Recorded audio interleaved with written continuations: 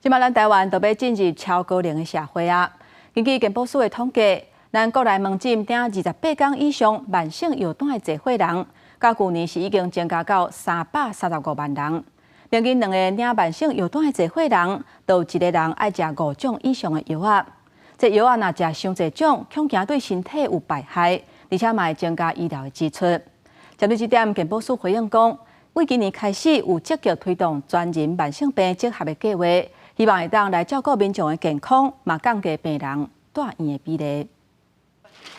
86岁老阿伯甲社区药局领真侪慢性病药物，因为本身有3个定多种慢性病，每一摆回诊拢是到无共区别就医，所以逐工都爱囤10多种的药物。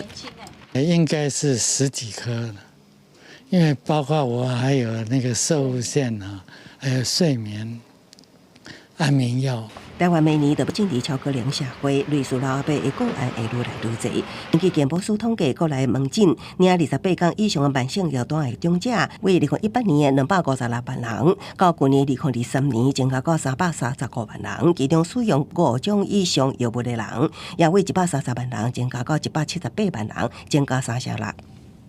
有一些长者他会自行在吃一些健康食品，然后有可能会跟一些血脂药啊就重复到，这些我们都会特别提醒。高龄的门诊100个病人里面基本上至少60-70个病人他都会有这样的需求，给付上他也没有说特别的优渥，那医师也是比较忙，所以说后来就没有再继续推行这样的一个工作。